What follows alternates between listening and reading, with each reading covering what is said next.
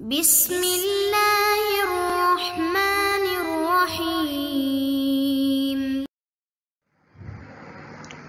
اعوذ باللہ من الشیطان الرجیم، بسم اللہ الرحمن الرحیم، صلی اللہ علی رسولہ الکریم آلہ الاطیبین الطاہرین المعصومین۔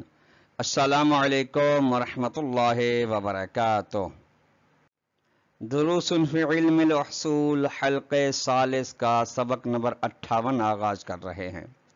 جس میں عنوان کرا دیا گیا کتاب کی عبارت التنبیہ الثالث سے لے کر ادوات العموم تک۔ طلاب کرام عزیز، آج کے درس میں جن نکات کو محور گفتگو قرار دیا گیا ہے وہ یہ ہے: نمبر 1، تنبیہ ثالث کی وضاحت کی جائے گی۔ نمبر 2، نقطہ تنبیہ رابع کی وضاحت ہوگی۔ آئیے عبارت کو ملاحظہ فرمائیں۔ التنبیہ الثالث، تیسری تنبیہ ہے کہ اذا لاحظنا متعلق النہی فی لا تکذب و متعلق الامر فی صلی، جب ہم دیکھتے ہیں متعلق نہی کو، ملاحظہ کرتے ہیں متعلق نہی کو، اس میں یعنی یہ نہی ہے، اس کا متعلق ہے جھوٹ، کہ جھوٹ نہ بولے، جو واقع و خارج و حقیقت میں جھوٹ ہے، اس کے ساتھ اس نہی نے تعلق پیدا کیا ہے، یعنی اس نہی کا متعلق جھوٹ اور امر کا متعلق صلے میں وہی نماز ہے، وہی افعال خارجی انسان جو نماز کی صورت میں نماز کی نیت سے انجام دیتا ہے۔ نجدو، ہم یہاں پہ پاتے ہیں، یہاں پہ لیکن ایک وضاحت کرنا ضروری ہے طلاب کرام عزیز، کہ صلے یہاں پہ تقاضا کرتا ہے کہ اس کے مصادیق میں سے ایک فرض کو انجام دینے سے امتثال ہو جائے گا، جبکہ لا تکذب تقاضا کرتا ہے کہ طبیعت کے افراد میں سے ہر فرد کو ترک کر دیا جائے، یعنی متعلق نہیں تمام افراد کے ساتھ، طبیعت کے تمام افراد کے ساتھ تعلق پیدا کرتا ہے، جبکہ متعلق امر اگر ایک فرد بھی انجام دیا گیا تو امتثال ہو جائے گا۔ تو پھر جب ایسے ہے تو دونوں کی کا منہج چینج ہو گیا، تو پھر اختلاف ممکن کیسے ہے؟ ٹھیک، اس کے بعد ہم پاتے ہیں کہ ان الحکم فی الخطاب الاول، یعنی لا تکذب میں جو حکم ہے، اس میں یشتمل علی تحریمات متعددۃ بعدد افراد الکذب، یہ مشتمل ہے حکم کہ بہت سارے محرمات ہیں جھوٹ کے مصادیق کے تعداد میں سے، عدد میں کے لحاظ سے، یعنی فرض کریں 100 مصداق ہیں جھوٹ کے، تو 100 محرمات بھی ہیں۔ ٹھیک، چونکہ نہی کا اصل اول یہ ظہور عقلائی حرمت میں ہے، وَكُلُّ كَذْبٍ حَرَامٌ بِحُرْمَةٍ تَخُصُّهُ، اور چونکہ جھوٹ کے 2 مرتبے 100 مرتبے 100 مصادیق ہوئے، اور ہر جھوٹ حرام ہے، ایسی حرمت کے ساتھ حرام ہے جو اسی مرتبے کے ساتھ مخصوص ہے، یعنی مرتبہ اول، مصداق اول، فرد اول حرام ہے اپنے مرتبے کے لحاظ سے، فرد دوم اپنے لحاظ سے ہیں سارے کے سارے جھوٹ۔ اب یہاں پہ ایک بندہ ہے 2 جھوٹ بولتا ہے فرض کریں، تو اس کے لیے آیا 2 حکم، 2 حرمت، 2 عذاب ہوں گے، یا اس طرح سے نہیں ہے؟ وَلَوْ كَذَبَ الْمُكَلَّفُ كِذْبَتَيْنِ، اگر ایک مکلف 2 جھوٹ بولتا ہے تو یعصی حکمین، اس نے 2 حکموں کی نافرمانی کی، یعنی 2 جو کذب کے مصادیق ہیں ان کی نافرمانی کی، یعنی دوسرے الفاظ میں 2 مصادیق کے کذب ہیں جن سے پرہیز کرنا ضروری تھی، ان سے اس کے بارے میں اس نے نافرمانی کی، یعنی عصیان نہیں کی ہے، وَلَا يَسْتَحِقُّ عِقَابَيْنِ، ہاں 2 حکموں کی نافرمانی کی، یا لیکن اس کا لازمہ یہ نہیں کہ یہاں پہ 2 عذاب اس کو ہوں گے، دو سزائیں ہوں گی، ایسا نہیں ہے. لیکن وہ عمل حکموں فی الخطاب الثانی، یعنی سلے میں جو حکم ہے وہ یہ کہ فلا یشتمل الا علی وجوب واحد، کہ یہ فقط اور فقط ایک وجوب پر مشتمل ہے، جبکہ وہاں پہ وجوب عدد افراد کے لحاظ سے جو نہیں تھے، حرمت تھی عدد افراد کے لحاظ سے تھی. یہاں پہ جو حکم ہے ایک وجوب پر ہے، بس نماز پر. ٹھیک، بس فلو ترک المکلف الصلاۃ لکان ذلک عصیانا واحدا. بس اب فرض کریں مکلف نماز اگر ترک کرتا ہے، نہیں پڑھتا، تو یہ ایک نافرمانی مولا ہے. وہ یستحق بسبب ہی عقابا واحدا، اور مکلف اس بسبب ترک نماز ایک سزا کا، ایک عقاب کا مستحق ہوگا. جبکہ آپ نے ملاحظہ فرمایا کہ وہاں پہ اگر دو جھوٹ بولے جا رہے تھے تو دو حکموں کی نافرمانی کی جا رہی تھی. وَهَذَا مِن نَتَائِجِ الشُّمُولِيَّةِ فِي اطلاق متعلق النہی التي تقتضی تعدد الحکم. اور یہی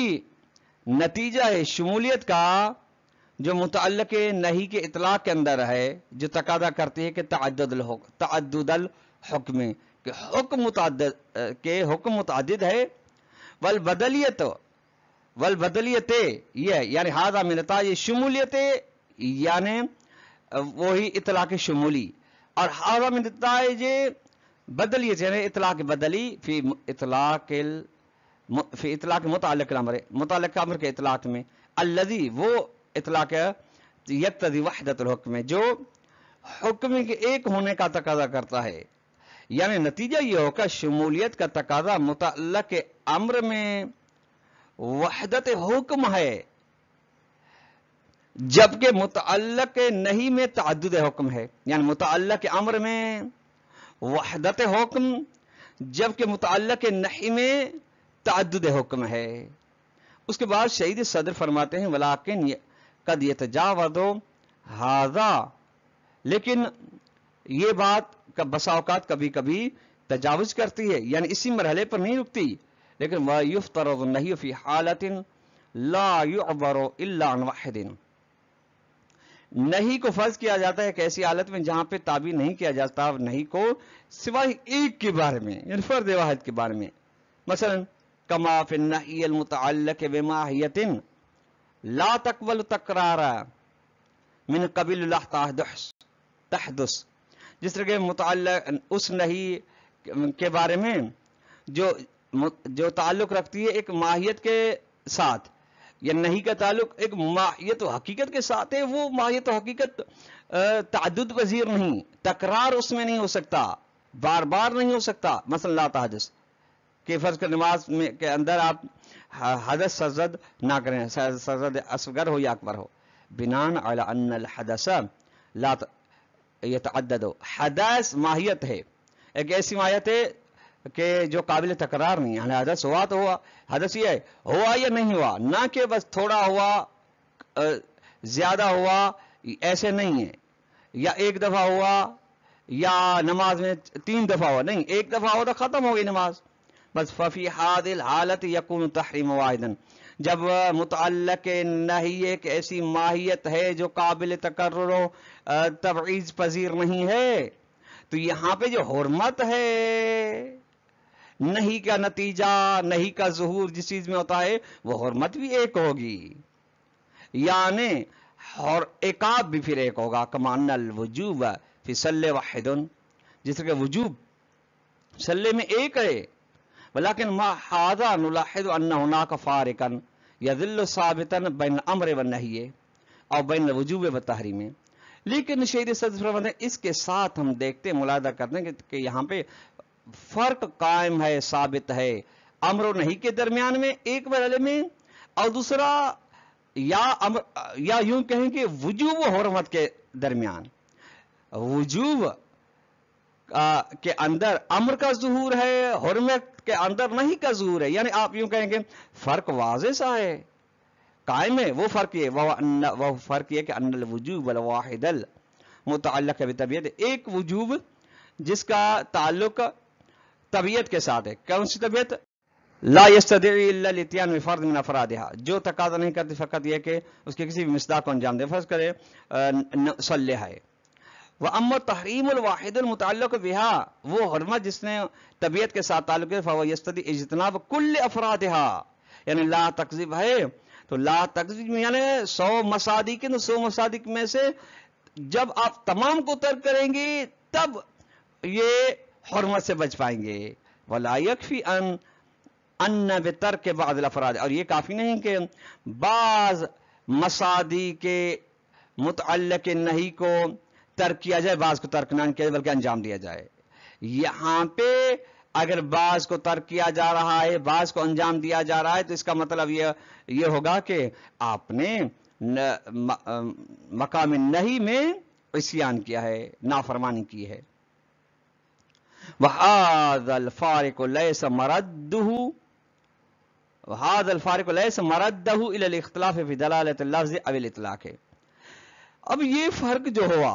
وجوب و حرمت یا امر و نہیں کے درمیان میں، یہ کہاں سے پیدا ہوا یہ بیان فرماتے ہیں. شیعی صدفے میں اس فرق کی بازگشت لفظ کے دلالت کے اندر جو اختلاف ہے اس اختلاف کی وجہ سے نہیں ہے، یعنی منشأ فرق بین وجوب و حرمت یا بین امر و نہیں، لفظ کی دلالت کے اندر جو اختلاف پایا جاتا ہے یہ نہیں. اب اطلاق ہے یا اطلاق کے اندر جو اطلاق شمولیت بدلی وغیرہ اس میں نہیں، یا ایک اطلاق ہے فرق مقدمات حکمت کے ذریعے سے، ایک احتراضیت القیود کے ذریعے سے، بل الی امر عقلین، بلکہ اس فرق کی باز گشت ہوتی ہے ایک امر عقلی کی جانب، یعنی اس کا منشا امر عقلی ہے. وہ کیا ہے؟ وہ ان طبیعت توجد بوجود فرد واحد، یعنی ذات طبیعت، ماہیت، حقیقت صدق کر لیتی ہے، وہ تحقق پذیر ہو جاتی ہے اگر آپ ایک ہی مصداق کو انجام دیتے ہیں. لازمی نہیں کہ اس طبیعت کے تمام مصادیق انجام، لیکن لا تنعدم الا بندام جمیع افرادها، لیکن اگر یعنی یہ امتصال کے مقام میں، ترک کے مقام میں وہاں پہ فرق طبیعت ختم نہیں ہوگی، یعنی یہ نہیں کے جانب اشارہ ہے مطالعے کے نہیں، سوائے جب تک آپ اس کے تمام مصادیق کو ختم نہ کریں. یعنی نہیں متعلق نہیں کہ جو تمام مصادیق ہیں جب تک آپ ان تمام مصادیق کو تکمیل نہیں کرتے تب تک آپ لا تکذیب پر عمل نہیں، آپ نے عمل نہیں کیا. وحیث ان النہی عن الطبیعت یستدعی انعدامها فلا بد من سائر افرادها، اور چونکہ نہیں طبیعت کے بارے میں یعنی ذات کے بارے میں جو نہیں ہو رہی، ذات جھوٹ تقاضا کرتا ہے کہ وہ طبیعت ہی نہ ہو، نہ کہ اس کے مصادیق باز ہوں یا نہ ہو. تو ضرورت جب ایسے ہے تو پھر لازمی بنتا ہے، ضروری ہے کہ اس کے تمام مصادیق کو انجام دیا جائے تاکہ ترک طبیعت صدقہ ہو. وحیث، اور چونکہ ان الامر بہا، حکم طبیعت کے بارے میں صلی جس طرح یستدعی ایجادہا، تقاضا ہے کہ آپ طبیعت کو ایجاد کریں، ترک نہیں، انعدام نہیں کہ آپ اس کو انجام دیں. تو فیکفی ایجاد فرد من افرادہا، بس طبیعت نماز تحقق پذیر ایسے بھی ہو سکتی ہے کہ آپ اس کے کسی بھی ایک فرد کو یا ایک وقت کو آپ انجام دیں، یہ اس کا مطلب یہ ہو جائے کہ تحقق پذیر ہو گئی طبیعت. جبکہ وہاں جہاں پہ ترک کیا جا رہا تھا، یہاں جب تک آپ تمام طبیعت کے مصادیق کو ترک نہیں کرتے، افراد کو ترک نہیں کرتے، تب تک اس کی امتثال پذیری نہیں ہوتی. ٹھیک. اور اس کے بعد فرمایا التنبیہ الرابع، چوتھی تنبیہ ہے اور آخری تنبیہ ہے اس باب کی، انه فی الحالات التي يكون اطلاق فيها شمولیا یسر الحکم الى كل الافراد. ایسے حالات میں شان یہ ہے کہ ایسے حالات میں جہاں پہ جن حالات میں اطلاق شمولی ہو بدلی کے مقابلے میں، تو حکم سرایت کرتا ہے تمام افراد کی جانب، تمام مصادیق کی جانب، فرد فرد کی جانب. نتیجے فیکون کل فرد من الطبیعت المطلقۃ شمولیا موضوعا لفرد من الحکم، نتیجے میں ہر فرد طبیعت مطلقہ کا شمولی ہوگا، یعنی اطلاق شمولی، بطور اطلاق شمولی وہ موضوع بنے گا ہر مصداق کے لیے، ہر حکم کے لیے موضوع بنے گا، ٹھیک ہے؟ یعنی جتنے افراد ہیں اتنے تمام کے تمام افراد ہر حکم کے مصداق کے لیے، ہر حکم کے لیے مصداق بنیں گے۔ کما فی الاطلاق شمولی للعالم، مثلا اب اطلاق شمولی کی مثال ہے، مثلا اطلاق شمولی جو عالم کا ہے، فی اکرم العالم، مولا نے کہا عالم کا احترام کریں، یہاں پہ شمولیہ نے تمام جن سے علماء کو شامل ہے، فرق نہیں کرتا فاسق و فاجر ہو، مکی ہو مدنی ہو، ولیکن ھذا تکسر فی الحکم و تکسر فی موضوعی، یہاں پہ جو یعنی عالم کے اگر 100 مصادق ہیں تو اکرم کے بھی 100 بن رہے ہیں، یہ جو تکسر حکم اور موضوع کے اندر پایا جاتا ہے، لیس علی مستوی الجعل ولحاظ المولا عند جعل الحکم بوجوب الاکرام علی طبیع العالم، یہ تکسر اس بنا پہ یعنی جعل کی بنا پہ نہیں ہے، اس بنا پہ نہیں ہے کہ جعل برابر ہے اور لحاظ مولا برابر ہے، جب مولا قرار دے رہا ہے حکم کو، کون سا حکم؟ وجوب اکرام علی طبیعت عالم پر، اس لحاظ سے یعنی مقام جعل سے نہیں ہے، اس لیے نہیں ہے کہ مقام جعل تساوی رکھتا ہے، بلکہ فإن المولا فی مقام الجعل، مقام جعل میں۔ اچھا مقام جعل سے مراد کیا ہے طلاب اکرام؟ مقام جعل سے مراد ہے کہ حکم کو موضوع پر برقرار رکھنا یا قرار دینا، یعنی مولا حکم کو قرار دیتا ہے ایسے موضوع پر جو موضوع قضیہ حقیقیت کی صورت میں ہے، یعنی حتیٰ موضوع کے وہ افراد جو ابھی بھی موجود ہیں یا جو افراد فرض کے مقدرۃ الوجود ہیں، تو مقام جعل میں مولا یلاحظ طبیعت العالم، طبیعت عالم طبیعت عالم کا فرض کرتا ہے، ولا یلاحظ العلماء بما هم کثرۃ، علماء کو اس لحاظ سے کہ وہ زیادہ ہیں، 100 ہیں یا بیشتر جو کم ہیں، اس کو لحاظ نہیں کرتا، بس فبالنظر الجعلی، مولا اپنے جعل کی نگاہ سے لیس لدہ الا موضوع واحد، وہی طبیعت، یعنی طبیعت عالم اس کی نظر میں ہے، وہ حکم اور ایک ہے وجوب اکرام، ولکن تکسر یکون فی مرحلۃ المجعول، جب اچھا لیکن تکسر جو ہے وہ مرحلے مجعول میں ہے، مرحلے مجعول سے مراد ہے یعنی حکم کے بالفعل ہونے کا مرحلہ، جب اس کا یعنی موضوع کا حکم خارج میں تحقق پذیر ہو تب بالفعل ہے۔ وقد میزنا سابقا